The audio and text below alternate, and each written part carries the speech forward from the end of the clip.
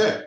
Hi, I'm Craig Delonte. I am a CAG member, and I was volunteered to give tonight's presentation. We'll just jump right into it. Thank you all for joining. I will be multitasking, which is always challenging for me, as those of you who know me. I will do my best to keep the flow of the meeting going while I'm manipulating the Zoom meeting. So the intent here is to create a series of mini town halls.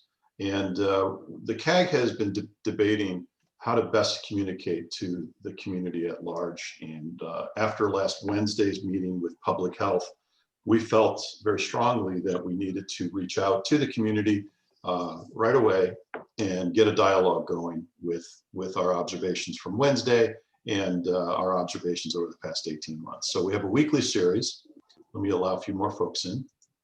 And it'll happen every Monday at 5 o'clock. And the intent, as I said, is to inform you about the health study relative to Aliso Canyon disaster. We really want to hear, we want you to hear from the CAG, and we'll use that term a lot, CAG, which stands for Community Advisory Group. We want you to hear about what the study of the goals and priorities should be, as we've articulated to the SOC and DPH, the truth about how the study is really going, as well as why we believe you should be very concerned. And we'll do new topics each week. We'll talk about what was done or what is being done. We will talk about what we feel has been problematic and what has gotten in the way from our first priority of a community-centric study that the community deserves. We'll also, in general, these are the general ideas of this mini-series, is to provide actions that the community can take to make sure that their voices are heard. And that could be as simple as attend the public meetings like this mini forum, this mini town hall, but also, as many of you did on Wednesday, please attend the CAG meetings, which were monthly, but have changed, and we'll get into that in a minute. We always encourage you to send emails and letters to DPH, which is Department of Public Health, the elected and appointed officials. And we are going to assemble a list on our website, and you'll hear us refer to our website a lot. And most importantly, and our hope here is that we provide enough information when the public comment period begins for the SOC's goals and priorities. And by the way, SOC stands for Scientific Oversight Committee, which is a large critical component of the health study itself. So you'll hear us refer to three acronyms quite often: DPH, Department of Public Health; the CAG, Community Advisory Group, who's hosting tonight's mini town hall; and you'll hear us refer to the SOC, or Scientific Oversight Committee. We can see if anybody else wants to join. Good, we're good to go. So again, we wanted to break this into manageable chapters. So tonight's, we hope it's 1 hour. And if we need to extend 10, 15 minutes to answer questions, I think the CAG members are willing to do that, but I'm gonna try my best to keep it to 1 hour in consideration of everybody's busy time. So thank you for joining, first thing. So tonight's objective is to review the CAG's confidence voting on the health study's path. We will also provide you with some details of why the CAG challenges the path that the health study is on. And of course, we want to have a Q&A session from the community, which would be open, and we'll do our best to answer. So there's the agenda, but this is the CAG's opinion. And I just want you to, I want to pause just for a second, and I'm going to let some more folk in. And I want you to go to the chat, and I would love for everyone to think about just drop in a question or what you would like to get out of tonight possibly, or the series in general. So this is our best effort to represent you. So we'd love to hear from you. So if you could go to the chat and drop something in there of what you would like to hear about.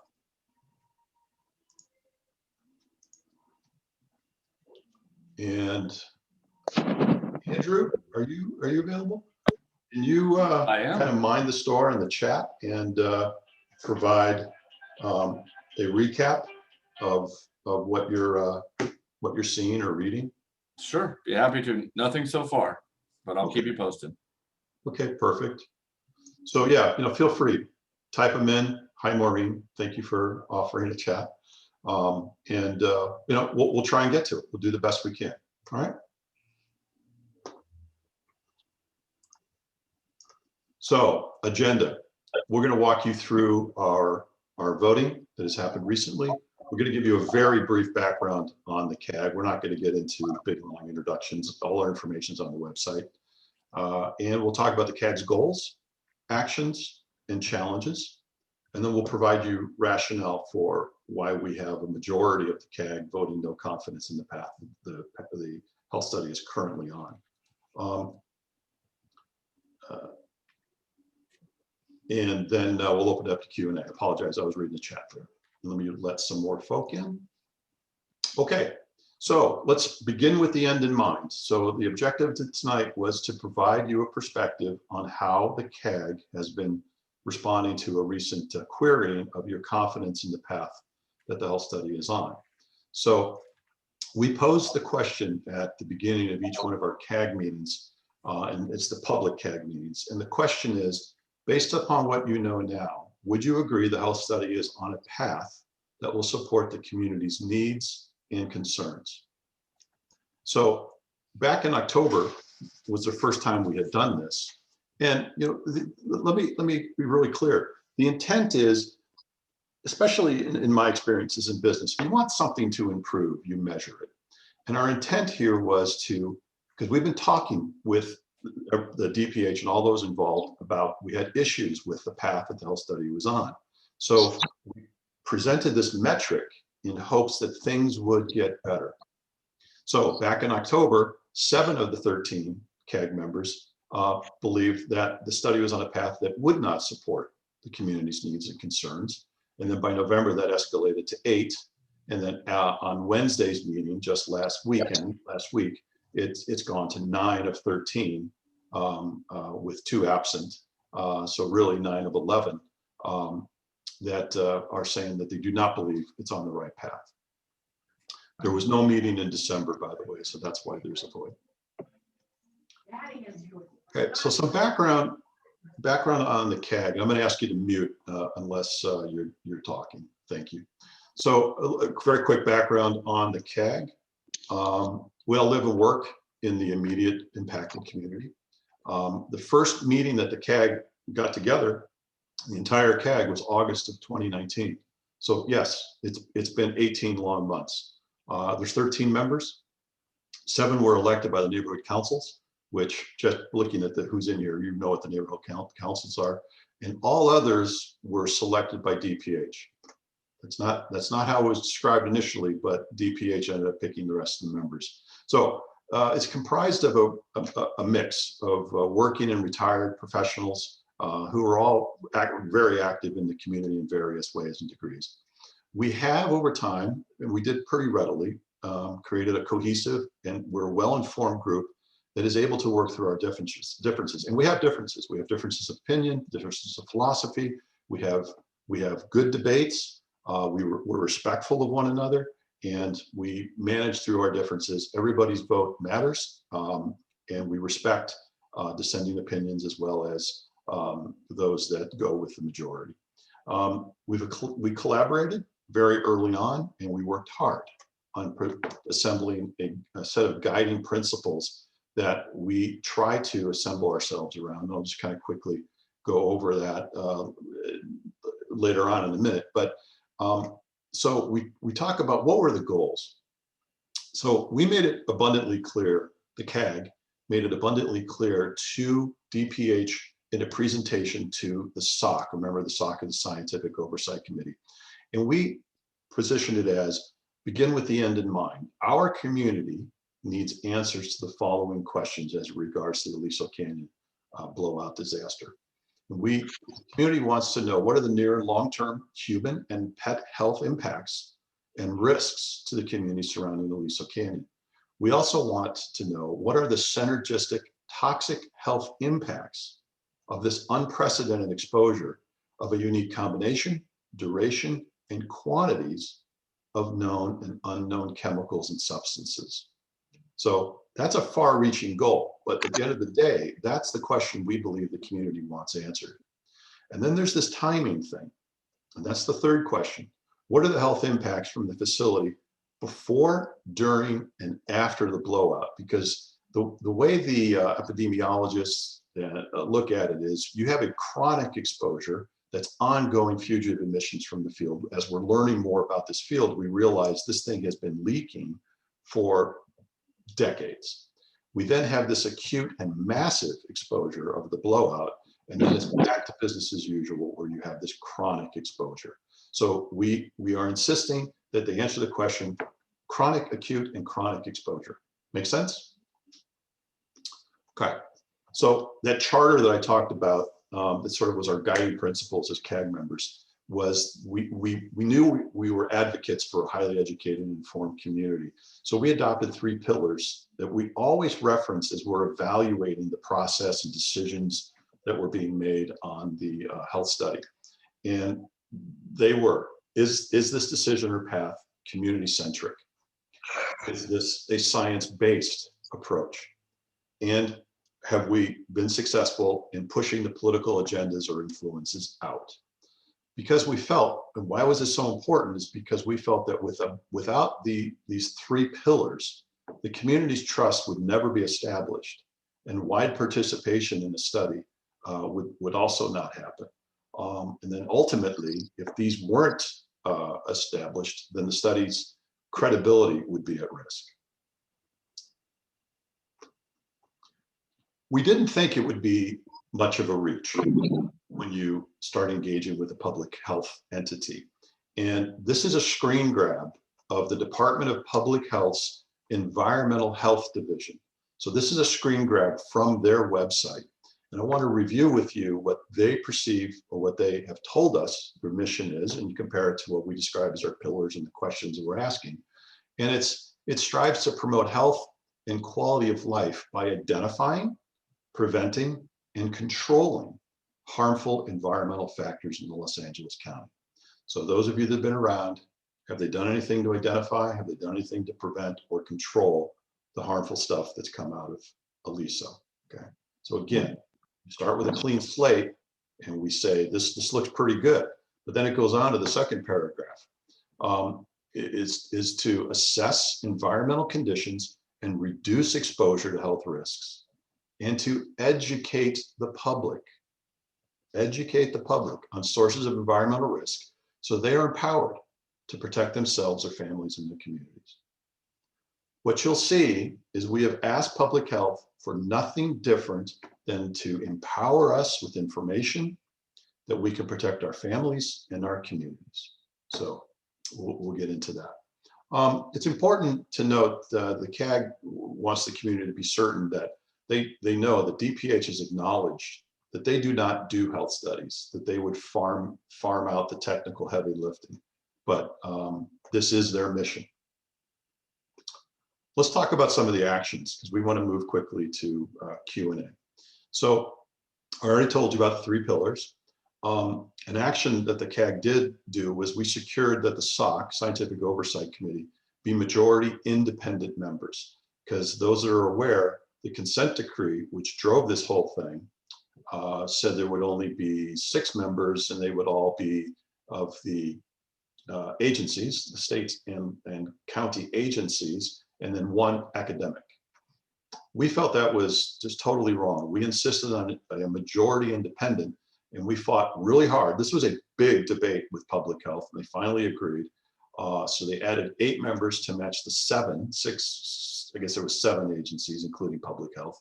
So of the 8 independent SOC members, the CAG went out and lobbied and seeked out 6 of the 8 ourselves.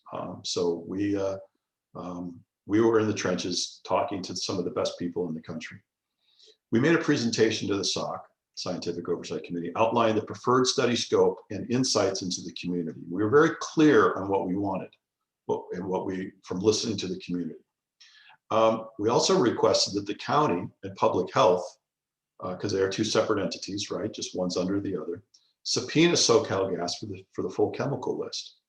We also demanded that there be testing and investigation of these 150 evidence bins that were put aside after cleanup of the blowout itself. The CPUC demanded that 180 plus bins actually be put aside. We've asked, but we're unclear of exactly why, but we have to assume it was evidence to be able to go back at any given time and look at what was going on or what was in the chemicals, et cetera.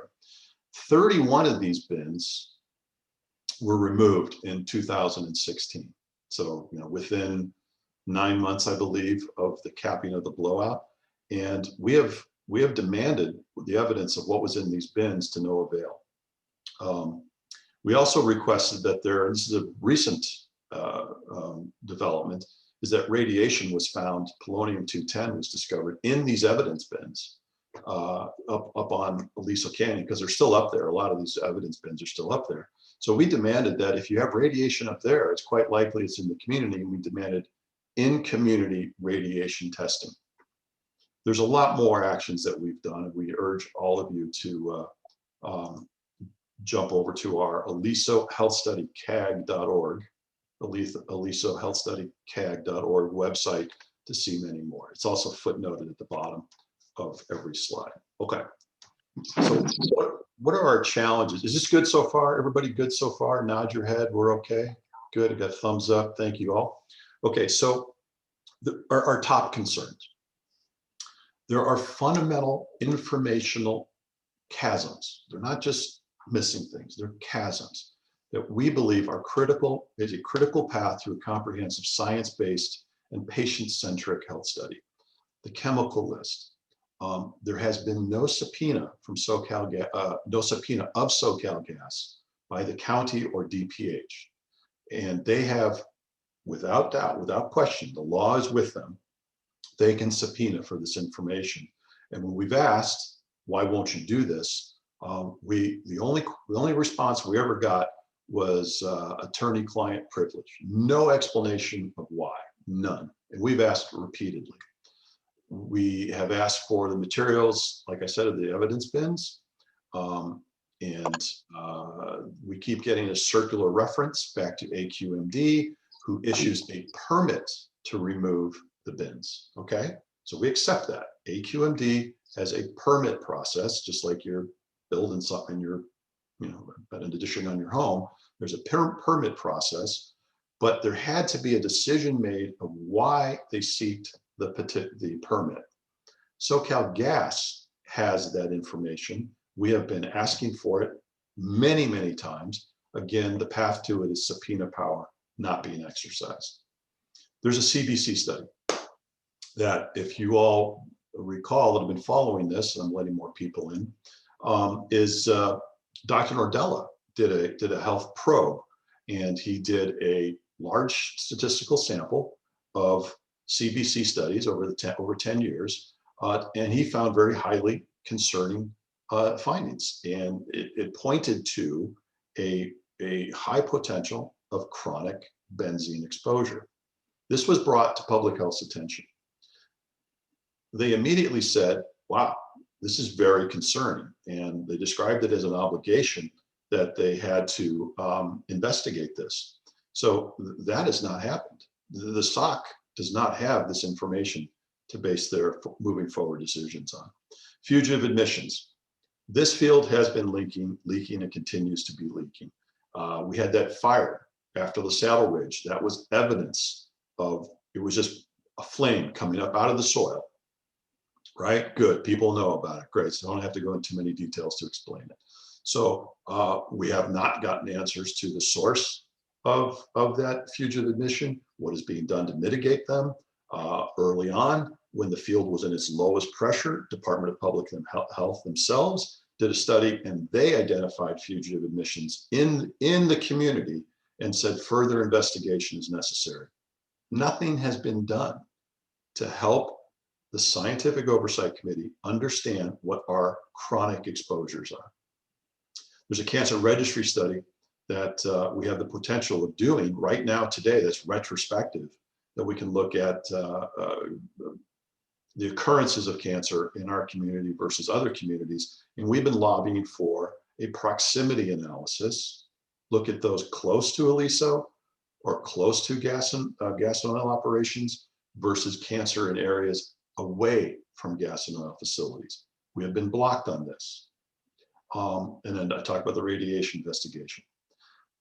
The most recent thing that gives the CAG great pause and has one of our top concern is the unilateral decisions made last Wednesday, for those of you that attended, that minimize the CAG and the community's voice in this process.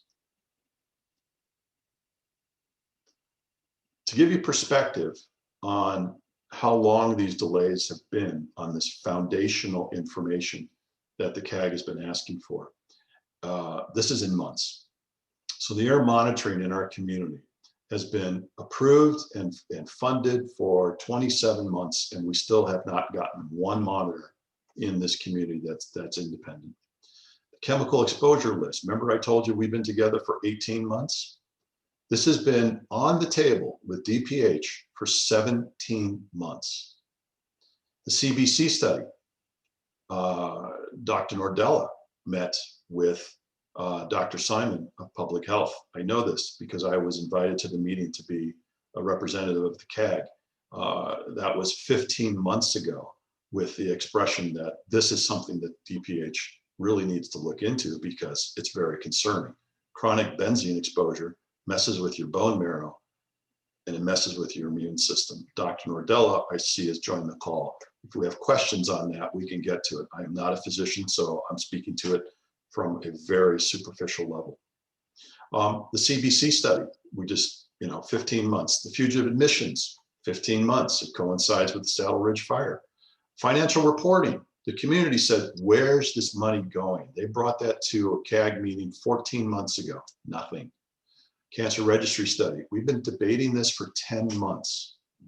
A video presentation was supposed to be developed to pass on to the SOC members, as well as the eventual researchers, that is supposed to be the voice of the community, what we went through, where we live, the proximity of the schools to the field, because it's difficult for them to come and visit during the COVID crisis. So a video presentation was funded, was developed, and we were told twice, it's not ready. Well, let us look at it. We'll tell you what we want to change. No, it's not good enough. It's off path. Well, let us see it so we can tell you if it is or isn't. Nada, nothing. Evidence bins. We've been banging on this one for 7 months. Radiation investigation, like I said, it's something relatively new. For 6 months, we want the in-community examination. So, and then the community survey results. We advocated, okay, let me back up a second. We advocated for every one of these things on the list, right? DPH didn't come to us and say, do you want financial reporting? Do you want us to look into the fugitive admissions? Do you want us to go get the chemical list? No, we had to ask for every one of these things. By the way, the asterisk means that it's in complete control of DPH. Other agencies, for instance, the air monitoring, are in charge. Other agencies are of other things like air monitoring. That is not at the direction of public health. It would help them, but it's not their decision to be made. So I ask you, if you had anyone that you paid $25 million to, and the response scorecard is of this magnitude, would you say that they are on the right path? Would you say that they have a level of urgency to uncover issues? And this isn't something benign. This is something very serious about our health and safety in this community. So these are reasons why this community, or this CAG rather, I should say, has great pause in the direction they're going. There's a handful of unilateral decisions that have just been really illuminated, and hang on a second, more people joining. They never asked us, they never consulted the CAG, and they really chose to put some junior staff folks in very critical roles. They're nice people. They're very nice people. If you could please mute yourself if you're not talking, I appreciate it. But they're, of the magnitude of this issue, they don't have the experience that we believe the community would expect. And they're filling two roles. They're overseeing the SOC, and they're acting as a facilitator for important discussions. And they're also the key person for community outreach. So they're two different people. As of last Wednesday, the CAG's meeting cadence was reduced from monthly to quarterly. This took us completely by surprise. This marginalizes the community's voice, in our opinion, and it further reduces what little chance there was to gain more transparency to what they're doing, what DPH is doing along with the SOC in a path to get us the health study that we believe the community deserves, and is a gold standard. They also removed us from subcommittees, and they suspended our activity in there and then moved those functions back within DPH, citing some sort of standard policies. When before that, we were operating fine. We were sharing, it was collaborative at most of the time. There was a few differences and we just figured it out. But here's a department that's already saying they're overwhelmed, already saying these delays are because we're really busy. And then they just took back the control of these subcommittees. That's not logical. That doesn't make sense. So, and these are critical path subcommittees: the cancer research registry study I told you about, the CBC study, community outreach was collaborative, and the opinion survey that those from Porter Ranch Neighborhood Council helped to fight so hard for. Here we are, 4 months out. We haven't heard word one on what the results were. And that video message, you know, the face of the community, we've been taken out. Okay, we're already half an hour into this. So I'm wrapping this up. So other strong unilateral decisions was DPH has, whether intentional or not, they're fragmenting the community's communication and voice strategy, right? They've opened up new channels of communication via some of the key NCs. Now, no disrespect to any of the NCs, but they specifically have seemed to select to narrow out Porter Ranch Neighborhood Council. If you think about this, that marginalizes the CAG's efficiency to advocate for all NCs, right? It fragments it. And by all means, we want to have one voice. We want to approach, use all of our assets, but they kind of belong in one kind of focused voice. And if any of the NCs ever feel like they're not being represented properly or misrepresented or something's not being done, then there's an open policy that they can contact their representatives who are already on the CAG, or they could approach anyone on the CAG, including all of the CAG. I don't believe there's one CAG member that would turn down that phone call. So then the last one that we want to make sure that everyone's aware of that really put the cherry on the cake for us to have a real issue and want to come back to the community is they removed, DPH removed the community's most trusted SOC member, Dr. Nordell, who has gone out of his way to keep the community informed. He's the only clinician on the SOC with practical and firsthand experience of the symptomatology of the folks in the impacted area. His knowledge base is invaluable to the direction of the health study. And when they removed him for what seemed to be rather, I'll let Doctor talk about it, but they could have easily kept him on. Yeah, he's a critic. Okay, yeah, he is a critic, but isn't government based on checks and balances? Isn't that how it works? So when you silence that check and balance voice, what are you doing? You're not moving in the path that this community deserves and needs.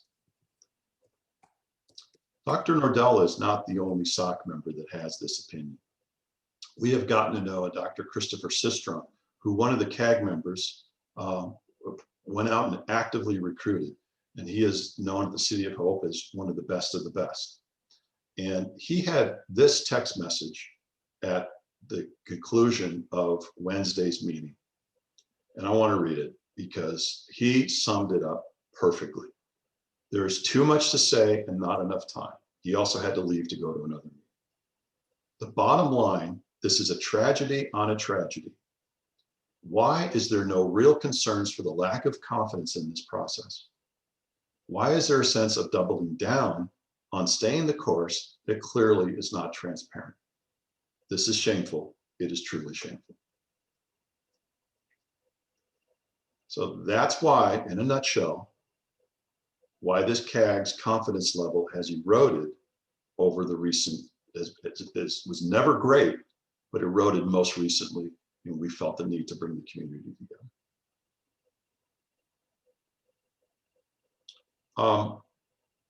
We're going to move it over to Q&A.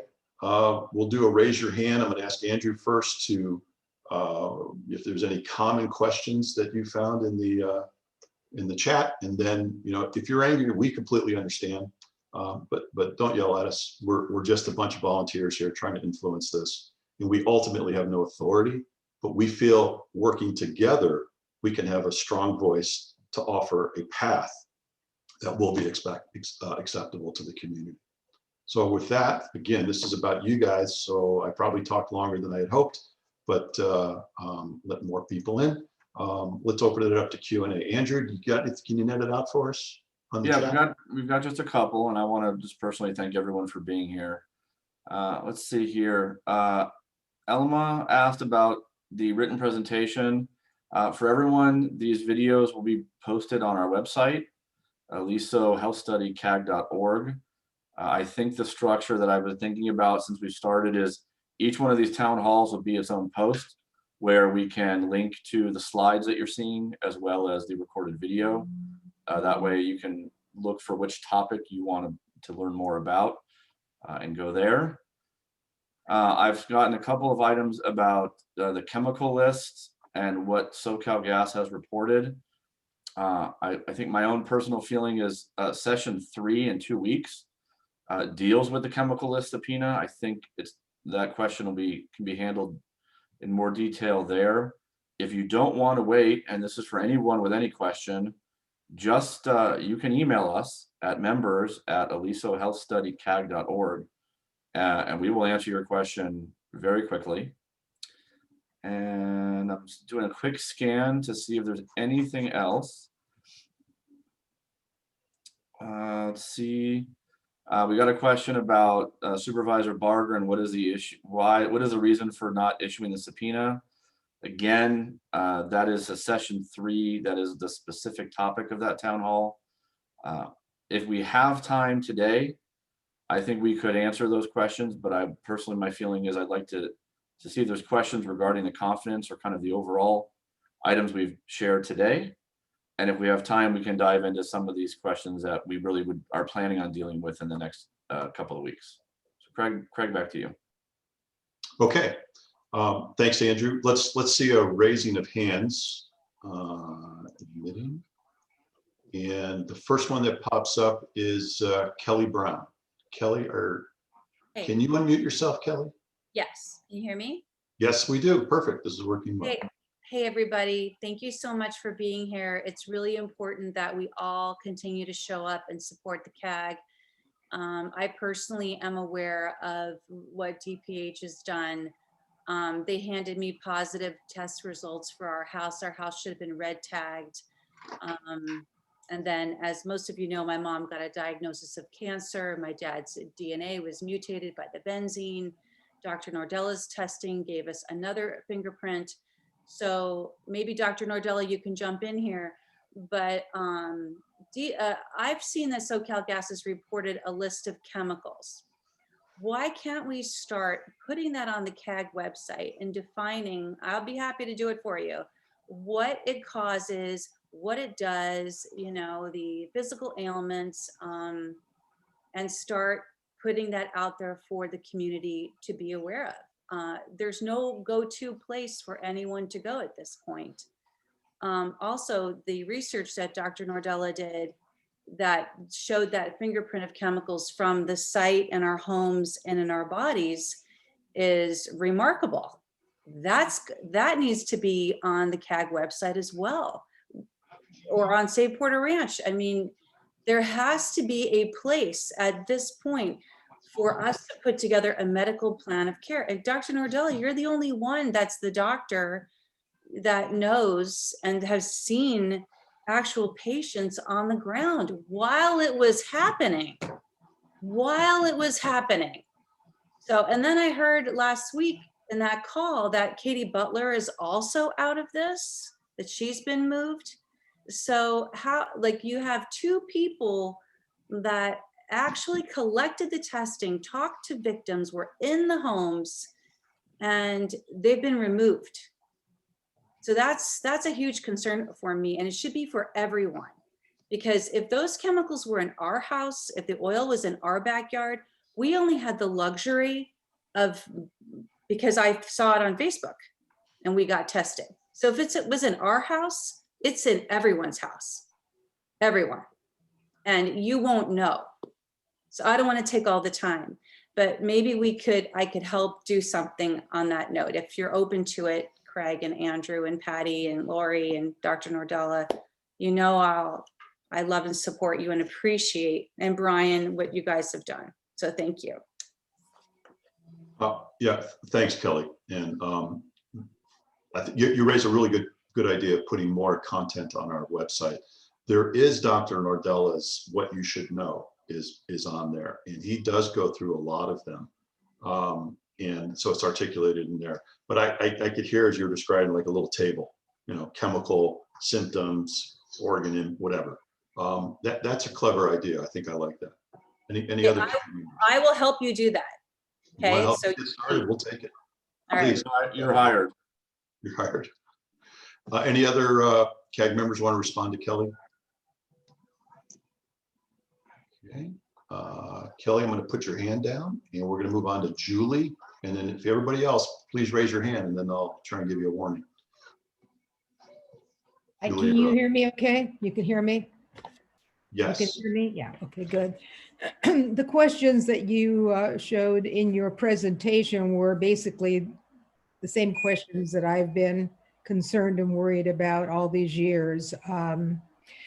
Just remind me, I know that last week they were discussing the request for proposals that was just now being sent out. Tell me what that was about and who they were requesting the proposal from.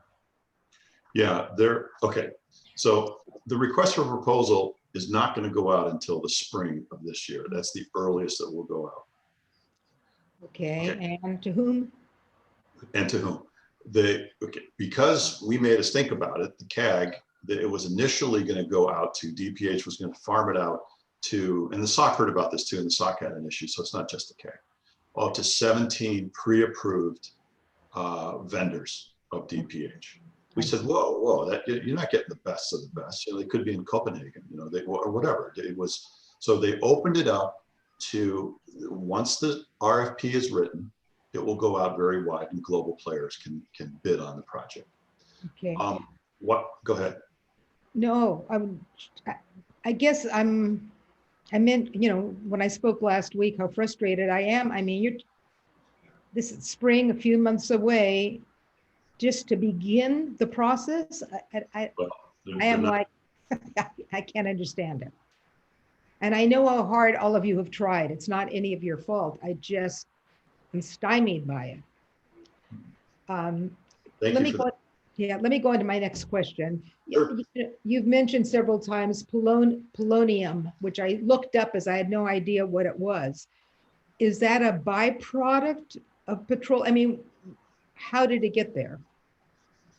So, Craig, you want to take it? Yeah, no, I want you to.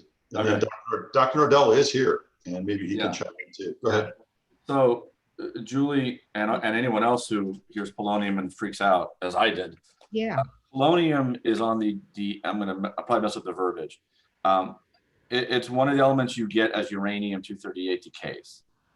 And as it decays further, you get radon, you get all the way down to lead. It's part of the decay chain. Okay. And if I may speak to the only thing we know, and you heard this on our meeting, at our meeting last week, the very quick response about the report, which has not been published yet, is that they looked at the readings and they weren't that high. I will share personally, what they gave you is the air cover that, oh, nothing to see here. That doesn't surprise me, nor do I actually care, because the reason I think the reading or the discovery of polonium is so important is not because it's radioactive level sitting there on the hill. It's the fact that it was in 150 bins and in the soil and is being blown into the community and people are breathing it. That changes, in my opinion, and Dr. Nordella is free to speak up, that changes to me the impact, because I may have it may be a low level radioactive particle, but it's far more important if I put that particle deep into my lungs because I breathed it in. That's my own personal opinion. That to me is why the discovery of it is important. It adds a second batch of material that could be airborne and inhaled by anyone in the northern San Fernando Valley. And to me, that's why that discovery was critical. I don't want to take any more time, but just You're fine, Julie. You're fine. Go ahead. a suggestion. What about having, inviting someone like Brad Sherman, who's come to many of the other meetings, to join in on a Zoom CAG meeting? I know he's very busy right now, but would that be, I don't know what he knows at this point. I don't know how much information has been shared to him or the lack of information. Look, we'll take anybody and any elected official to deal with this. I will tell you, a few of us, me included, were in Congressman Sherman's office, and we laid out exactly what we wanted, and he told us he couldn't help us.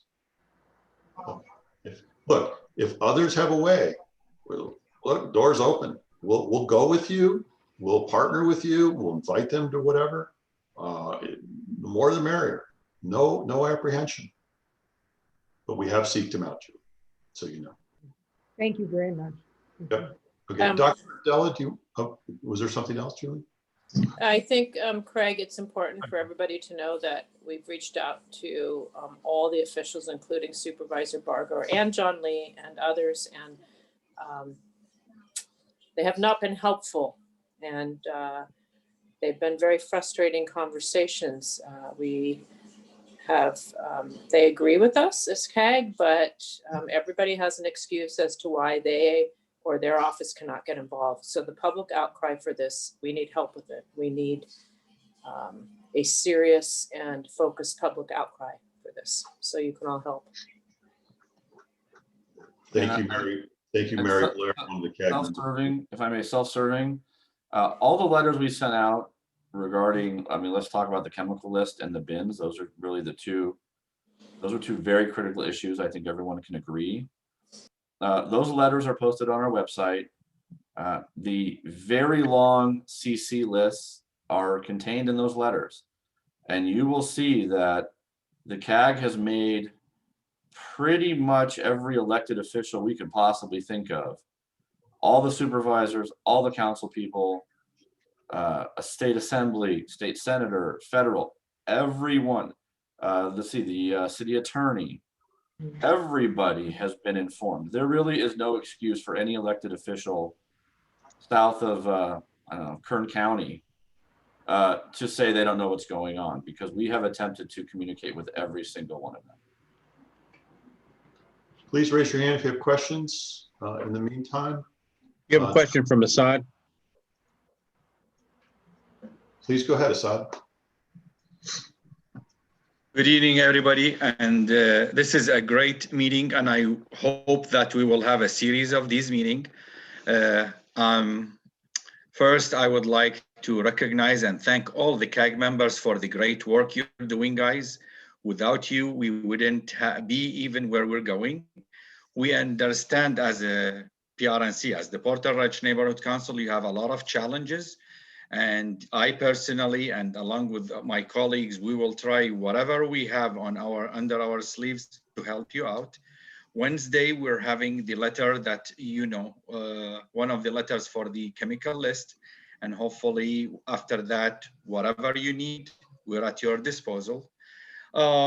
I know we need more of the outreach. Today's meeting, I expected, more numbers, but maybe it's short notice, but hopefully the next one, we will have at least quadruple this number. We are in ground zero in Porter Ranch, and we need to get this flowing and going after 5 years of almost nothing. From the politicians' perspective, the executives of Porter Ranch Neighborhood Council had a meeting with Congressman Mike Garcia, and we have initial commitment for him to sit and meet with you. We briefed him where we are and where we're heading and the importance of the chemical list, and he understands all that. But soon there will be a meeting along with you so that this way he could launch better of what your needs. Meanwhile, we are committed to you, and I'm personally committed to you. And Wednesday, hopefully we'll get you the first letter out. Thank you. Okay, thank you, Assad. And you do appreciate that fragmenting the voices back to DPH could be problematic. So we're far better off united rather than having multiple touch points. That's the CAG's opinion. Yes, understood. And we're part of your team under your umbrella, just so that you know. We will, help out guys in whatever you need. Well, thank you. We're not real big on subordinate supervisor. We're a very neutral group, and I think most people would say that. So, but I appreciate what you're saying, but okay, thank you. Please raise your hand. This is a great time for you to ask questions, make comments. In the meantime, while you're thinking of raising your hand, let's see, Kelly raised her hand again. Kelly, I'm just gonna, is it brief, or because I'm gonna ask Dr. Nardella to talk about the polonium, and then can we come back to you? Is that okay?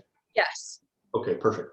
So Dr. Nardella, hopefully you're available and you can unmute yourself and tell us about polonium or anything else you want to describe. Well, it's like Dr. Sistrunk had talked about, there's really too much. The polonium issue was a couple of facts that people need to know from my attendance on the SOC is that there was 180 plus bins, 30 bins were removed quickly from the site. There's no paperwork. There's no trail. We have nothing. And everybody keeps looking to different agencies saying, well, where is this? What was in it? So forth and so on. You will not get it, in my opinion. I'll just give you my opinion. There was 150 bins left. Katie Butler took it upon herself to go out and choose 22 bins, of which actually 9 bins were actually looked at. In the 9 bins, the chemicals were given over to the SOC. No one made comment of any of the chemicals. And when I found the polonium, I started my research and saying, wow, this is more significant than we think. I had also made the suggestion to the entire SOC that this was soil that was taken on the grounds of the gas company, and it was waste product that had to be removed. I asked and I said, why don't we go into the backyards of some of the people in the community and get some soil samples to compare and contrast? And that was shot down so quickly by John Bordeaux from OEA that this was not the proper time and place to do that. And it was like kind of amazing to me that whether it mattered the time or place, it needed to be done. An assay should be done. Polonium is very, and Andrew was very accurate, polonium is very, very much a concern. And it is a concern is when some of these radioactive atoms are ingested or inhaled, the energy they give off in either alpha, beta, or gamma radiation, it doesn't matter, actually damages tissue. So you think the virus damages tissue, so do these other atoms damage by giving off energy. So they mutate DNA, they change DNA, they alter cellular structures.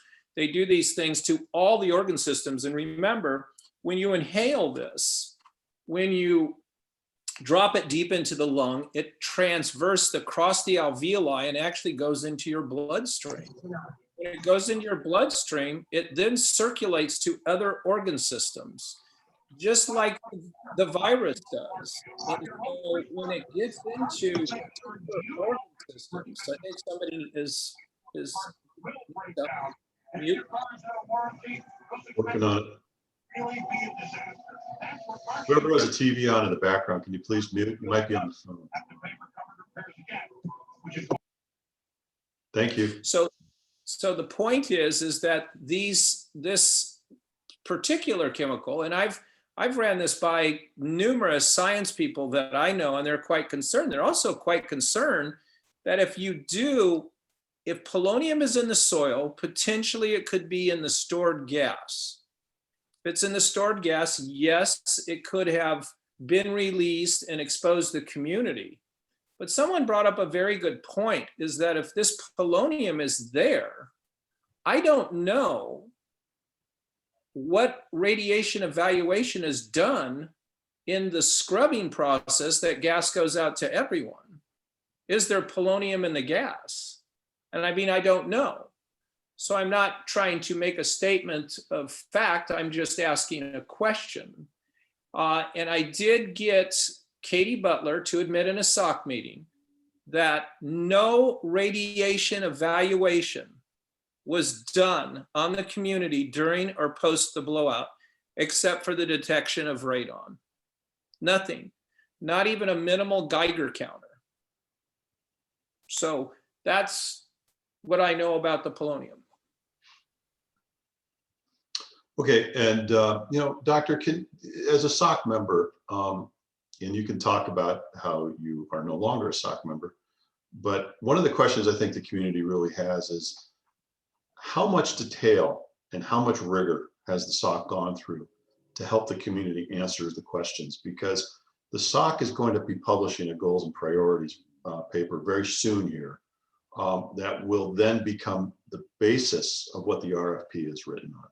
Can you help us understand how the SOC has been operating on the community's behalf? Well, the first thing I would tell you, it is my opinion, and underscore my opinion, that the independent SOC members, not to their fault, are very ignorant in regards to the exact, scientific issues. And I will tell you this, which made me quite upset. On our first SOC member, Katie Butler gave a presentation, and it was a town hall presentation. Now, it wasn't written, but it was stated from her mouth to my ears that all chemicals that were measured were absolutely within normal limits. I almost fell off my chair. We were in a Zoom meeting, and I brought this up to Dr. Simon, and he was like, well, you need to bring it up during the meeting. So basically, and that is not a truthful statement. So if that is correct, you have this core group, and may I add, the structure of this was basically, and I can't even remember the letters, it was the Aliso Canyon health, it was the disaster health study, and they went just by the letters. This group is a core group of DPH and regulators, except for you have 7 regulators on this committee, and the rest you have independents, which were supposed to be 8. There's a doctor on that committee that I don't believe is independent. He pushed back on most everything that was brought up for investigation. And you have the other people on that. You have two psychologists, 1 sociologist. We have Dr. Sistrunk and someone else, and I can't think of their name right now, from City of Hope. Wayne. Yes, and Sistrunk is just, he's right on the money. He gets it. It's a facade. We talked numerous times and shared thoughts, but this is what you have. So This is not a scientific oversight committee. In my 30 plus years as a practicing physician, I cannot tell you how many committees I've sat on. And either as a chair, a co-chair, or just a member, we have minutes of everything that was said and by whom. We review the minutes on the following meeting to make sure that they are accurate, and then have a motion and a seconds and a vote if we accept the minutes. They call this the Scientific Oversight Committee. It's not a committee. There are no minutes. There's just a meeting summary taken by DPH, of which half of it wasn't even involved in the meeting, where the subject matter wasn't even brought up in the meeting. So the accuracy, it became, again, a facade. So the whole issue of this charter, we haven't had a charter in all the time that we have been enacted. They wanted to vote me. This is an example, it's just kind of ironic. They wanted to vote me as the community liaison. And I said, I'd be more than happy. And somebody said, okay, let's make a motion. And he says, well, how can we make a motion? We have no charter. We don't have a motion, a second, or a voting process, and how much to pass it and so forth. So this whole issue of a charter has been postponed for a year. Now, all the work has been done, and all the work is on a piece of paper. And I thought I was missing something. So when I went to Dr. Sistrunk, I said, I'm so sorry. I just don't understand. I said, do you have a good feeling of where this committee is going and what we're doing? And are we as far along as Christina would say, we are ready to do the write-up on the RFP? But yet you go to the meeting of which Dr. Davis was there and said basically that we're just starting. We don't know. And it's like, I agree with that. We don't, because we just have a lot of ideas on a piece of paper. So again, it's not a committee. I think what we were used as, and they're still using them as, is like a consultant. So they get their opinion, but guess what? We were not allowed until I pushed hard on getting everybody's email so we could have a conversation. We had no conversation unless it was being deemed and controlled by DPH. This is a group of scientists. We're supposed to feed each other. Iron sharpens iron. And yet we were not allowed. So what they do is they'd send out surveys, and a survey would go out, and then they would get that information from that person, and then behind closed doors, do a tally, and then come back with you and say the vote was this or that, even though we had no charter to say what passed or didn't pass. And we never knew the opinion of any party on that unless we were actively speaking during a SOC meeting. And there's only been like 6 to 7 SOC meetings. So I just want to explain that to you. And the whole thing has been very confusing, very misleading, very controlling. And I just can't imagine that that is not the purpose of exactly what they're trying to do. They have an idea of where they want the study to go. So when we put in on this, it's like, okay, thank you very much for your opinion, and we'll move forward. And I believe that's exactly what's going to happen with this communication that is coming out with the community.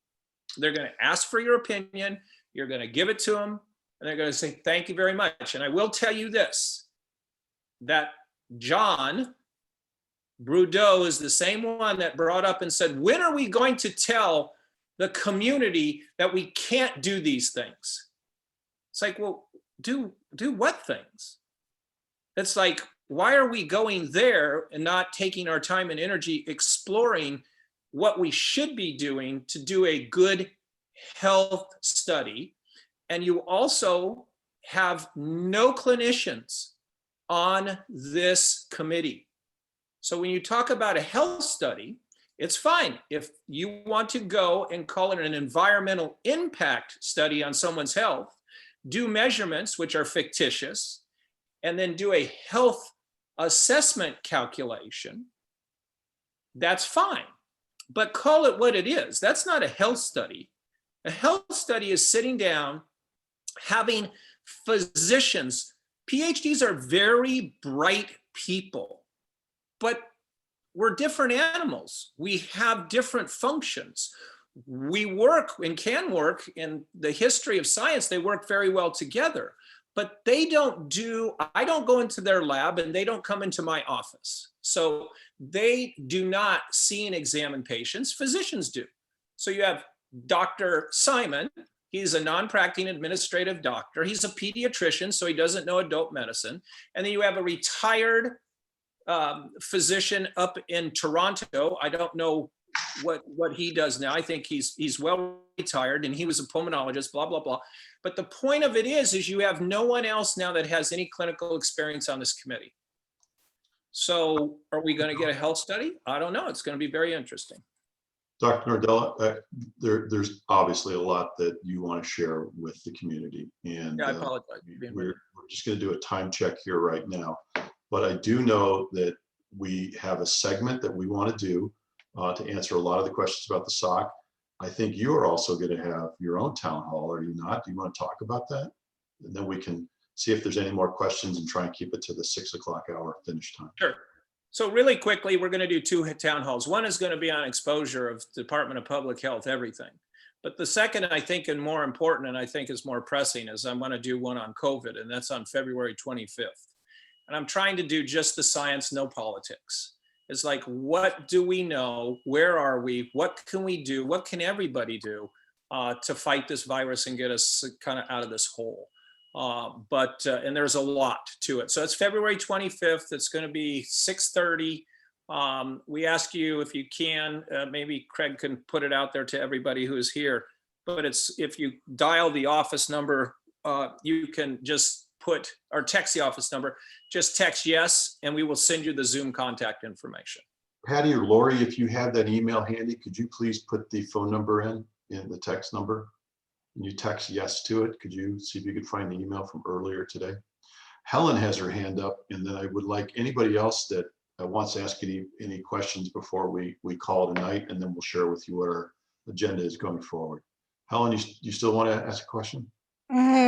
Well, I'm sorry, I didn't realize the time. We're almost past 6 o'clock. So if it's too late, that's. We'll stay a few more minutes. It's okay, Helen. Go ahead. Okay. My thing was, first of all, I appreciate all CAG members, and I really, really appreciate this meeting. And I feel like this should have been started 18 months ago when the CAG started to work. But I'm glad to see it happening now. Since this meeting is about trust issue, I wanted to talk about that, about the trust issue. You know, the community doesn't trust DPH.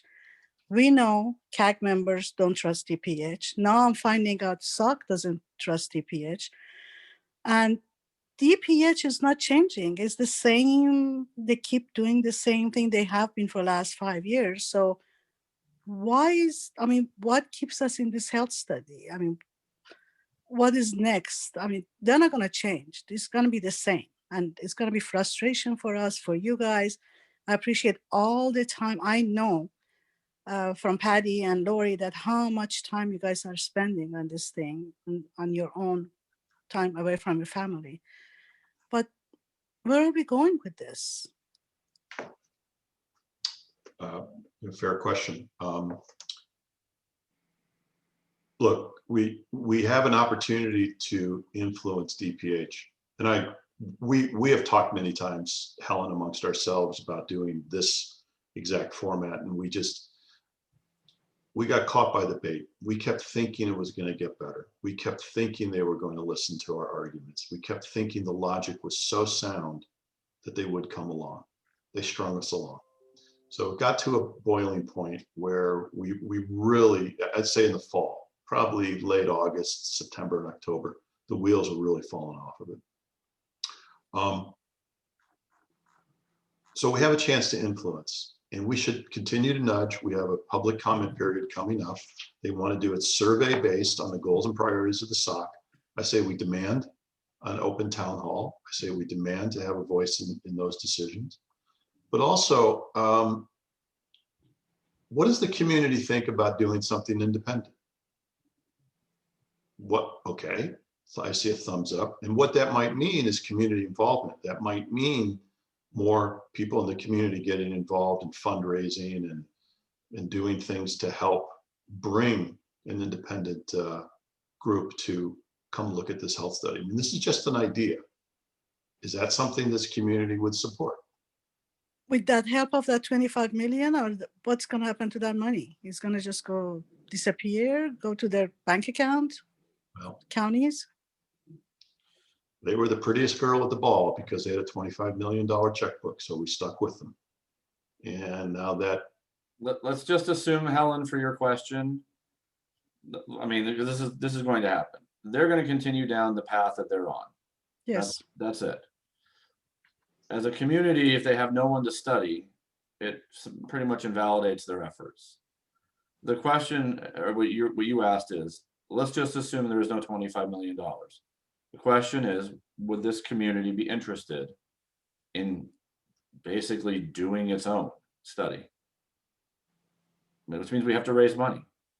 It means we have to do everything by ourselves. And I think what Craig's asking is, from this group, on tonight, what is the appetite, if you will, of an endeavor like that? But the answer, this group that is here is the one that cares, and they would participate in it. But this group cannot raise enough money for the, right health study, scientific health study. I mean, how much do you think donation one person or one family can?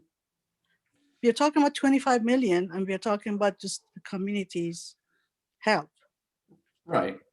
But I'm also not talking about having everyone necessarily open up their pockets. It's not direct per se. It's who has connections with foundations that donate to this kind of work, who has contacts, people who do grant writing. There's a myriad of things that, let's call them services or tasks, that all could be part of really the fundraising.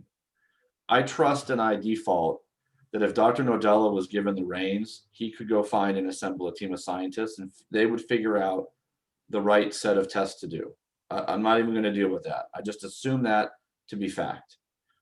The hard part is, how do we organize and how do we get funding for the scientists to go do the work? That to me is where, again, it's who knows whom, who can do grant writing, who can do introductions for for proposals, all of that stuff. I think that's really, is the community willing to engage at a level it hasn't really in a long time, with a specific goal of trying to accomplish something that what we presented to you tonight, DPH can or will not do, which is do a completely political free scientific based study. See, two things that I see problem with that. One is time. It's going to take, we are into 6 years. By the time we find all this foundation, we start doing that, it's going to be how many more years? And we are talking about long-term, the health effect. We already are in long-term right now. This is the 6th year. And we already know how many of our neighbors have cancers, how many family members have cancers, how many people have died. If we only do a survey of going door to door and just get all those numbers, that will show that this community is just, there's something wrong with it. A second thing, the health department, now they're saying they're not going to do it human-based, they're going to go environmental. So this health study is going to go on with them the way they want, fake health study that we knew from day one. Right? And that's going to go into, reporters or whatever, that this is the health study and everything is fine. We check the environment, we check the air and everything. I mean, I don't want to be negative. I'm sorry. I just want to find a solution. It's not, I don't. Can I make a quick comment to Helen's statements?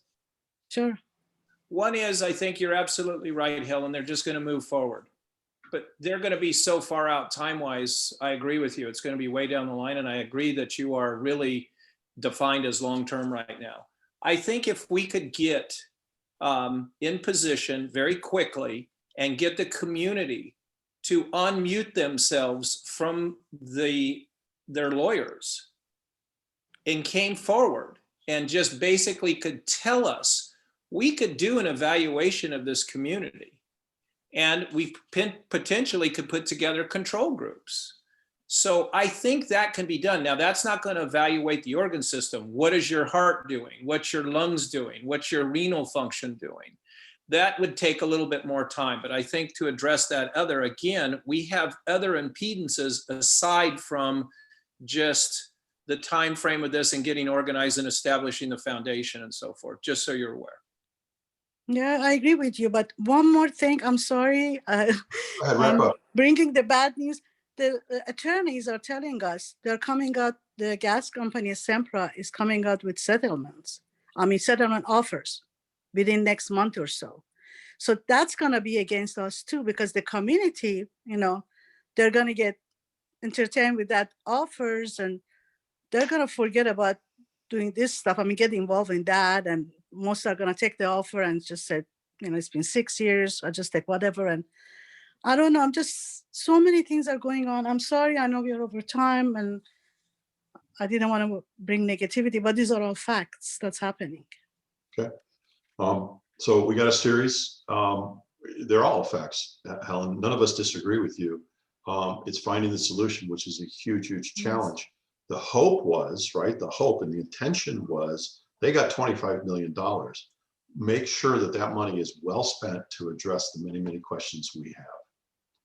This group, with good conscience, can say we have tried everything in our arsenal, and that's why we're bringing the community up to speed, because they're about ready to deliver their first pass of goals and priorities. And if it's not in line with what we want, this community needs to come back strong. Don't leave it in the hands of 13 people in the CAG, okay? Because, I don't have any stronger voice than you do, Helen.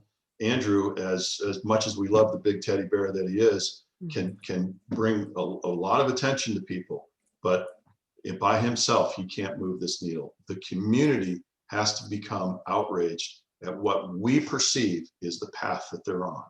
And until they demonstrate a different path, we should assume that this is what they're on, and this community needs to become a lot more vocal. And that's one of the reasons why we're doing this session. Sherry, I see your hands up. I'm going to put up the slide while you're chatting. I'm going to put up a slide, okay? Because we're going to have to wrap up this meeting to stay on time.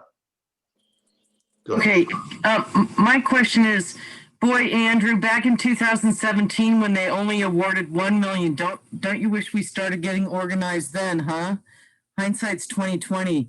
I had no idea that it was this corrupt. And I thought I was vocal, but we all have to amp it up about 10 times more. I think what Andrew and Craig and Patty and Lori and all the CAG members are bringing forward is that we have to pull out all the stops and we can't let DPH go forward. If it's exposed, we go to the media. I'm going to contact, I know people at the Environmental Defense Fund. And this is so atrocious that this small group of public health people and it's not even a real SOC because there's no clinicians on there. I didn't know that either. We can't let this go forward, and we all have to get 20 friends to be as vocal as we can be because it's not going away. We have to make Matt Pacuca look like he was an amateur in the beginning. We have to really organize and get people that you wouldn't even think would speak up and get them to understand how important it is. There's a lot of folks I know that never even got attorneys and they had health issues. Those would be the ones to tap on the shoulder and say, look, you don't even have an attorney.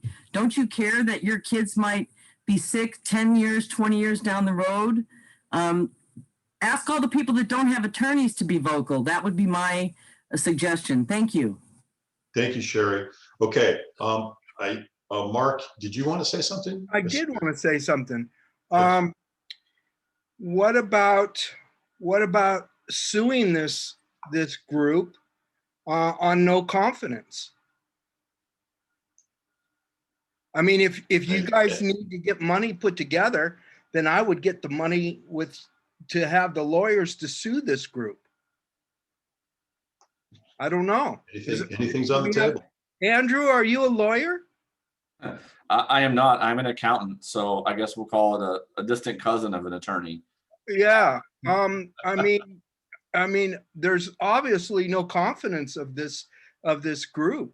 They're snowballing everyone. So I don't know. I It might be think called Do we have a sovereign lawyer in the immunity. group? Do we have a lawyer in the group? Not on the CAG, but this is one of those where, and Sherry, I'm going to dovetail on something Sherry said. If everyone here tells 10 people or 20 people about this, and the CAG has upped the game, we could have 500 people on this call every week. If you know an attorney, get them on the call. I mean, this is as much for you, us giving you a little bit of information, and ultimately this a brainstorm. And Mark, that's a great idea. What you said is a great idea. So find an attorney, someone who's willing to come spend some time, willing to speak. We can do, we could do part of a session on, Mark, your topic specifically. Is there a legal way forward or not? And if so, what do we need to do? But I'm going to share this, the foundational item, and Sherry hit on this. The foundational item is very simple. I really appreciate there are, I think, 36 people on this Zoom. I really, really do. There were 100 on last week's CAG call. Probably about 75 were community members. That needs to just be the tip of the iceberg. We need 75, 100, 200 every week or every other week. I know every Monday is tough, but if we are truly going to make a difference, we need to band together at a level I would say we haven't since the very early days. And there's no judgment, because I'm a father of 5. There's plenty to do. There's plenty going on outside of this. But if we are going to make change, if we are going to decide we don't need DPH, screw it, we'll do it ourselves. We need people. We need people power. So please tell your neighbors, tell your family, tell your friends, tell people you don't like. I don't care. But let's get these town halls with a significant enough attendance that we can find the resources and the energy to push this forward and reinvigorate this effort. Thank Can I you. make one quick suggestion is that everybody should go on and Google called California Claims Tort Act. Once again, California Claims Tort Act. Just read it. Might be a mechanism for you. May I make a comment, please? Sure. And then we'll wrap it up. Okay, last 4 years, I have asked so many attorneys, because after Dr. Rangan's letter came out, I've been saying we need to sue them. And I've asked different attorneys, different group of lawyers, but everybody tells me it's very, very, very difficult, almost impossible to sue any government entities, any agencies, and nobody wants to take the case. The ones I've talked to, and I've talked to a lot of them, unfortunately. Otherwise, believe me, I would have sued a long time ago. You know how I feel about DPH. A big problem too in that is that a lot of government entities like the county and city, all that, they have several law firms on retainer or on a list, and they have to promise to stay on that list to help the different entities. They have to promise not to accept any cases against the government or city or whatever. It's a very sad situation. Why don't we do this? It sounds like this is a hot topic. Why don't we create a future mini town hall about the legal options that this community might have? And we should, if anybody has anybody, please email us at members@alisohealthstudycag.org, or members, and it's at the bottom of the screen, alisohealthstudycag.org. So maybe we can arrange a session.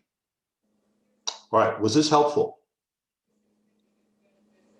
Okay. So everyone's okay with this format, we'll try and keep it to an hour to be respectful of everyone's time. And if we run over a little bit, we do. We failed today, but that's okay. Yeah. We're 24 minutes into Andrew cooking dinner for his 5 children.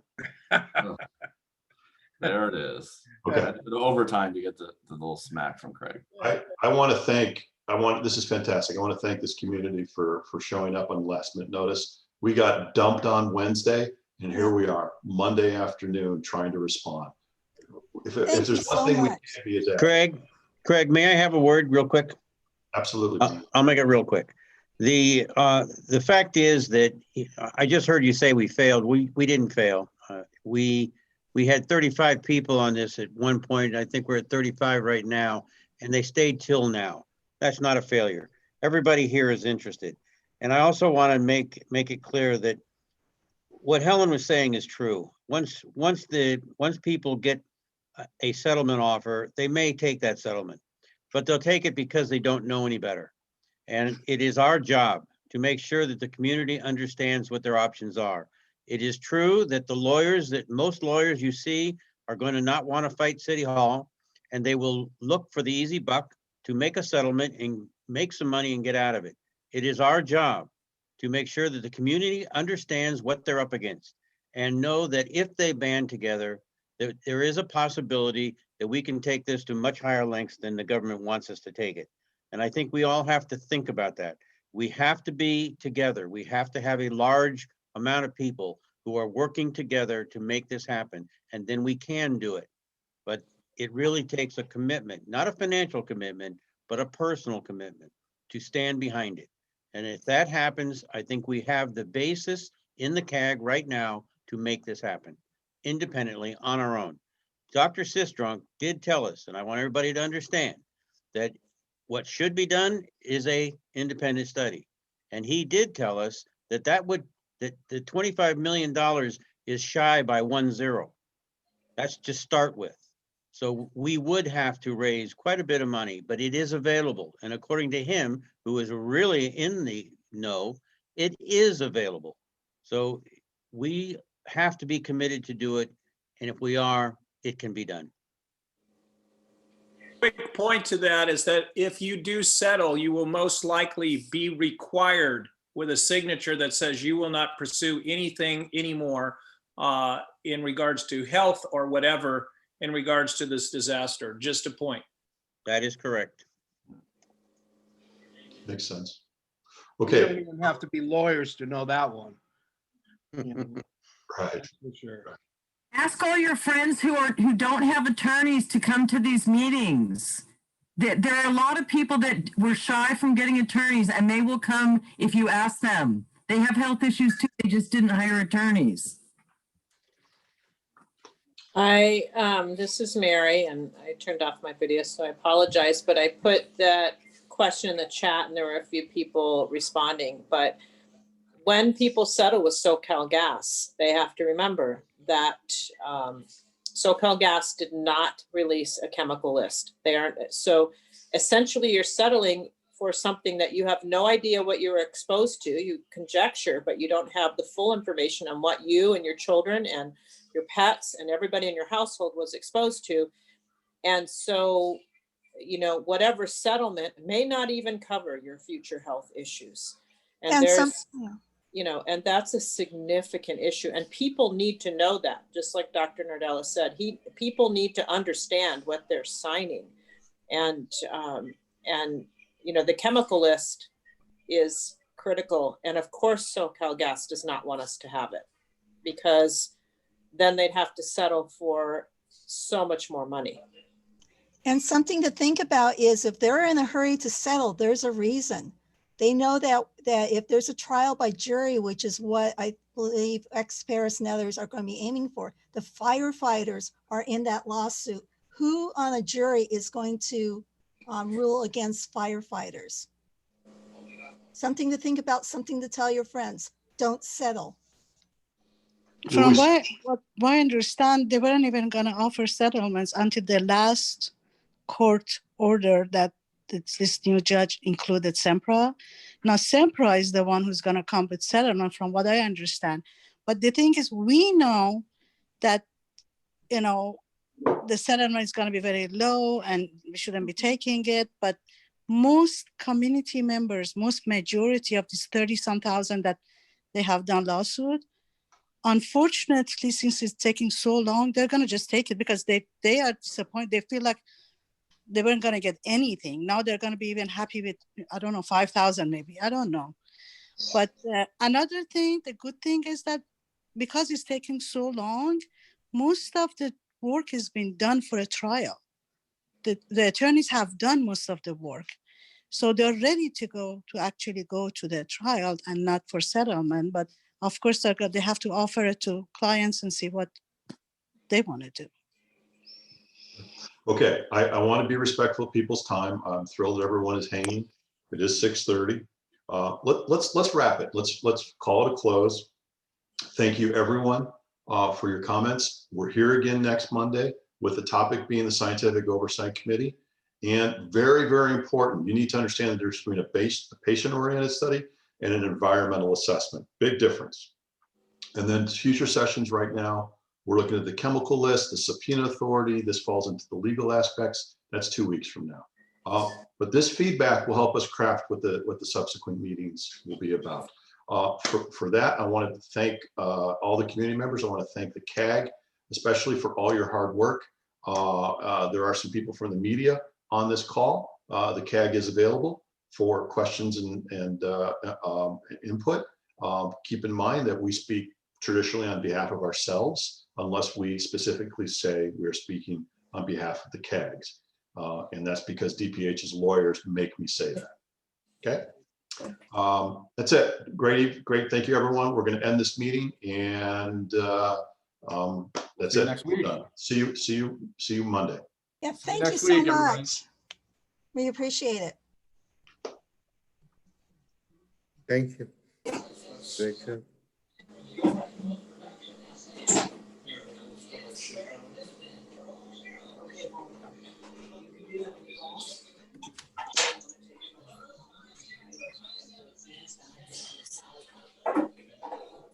Working on it.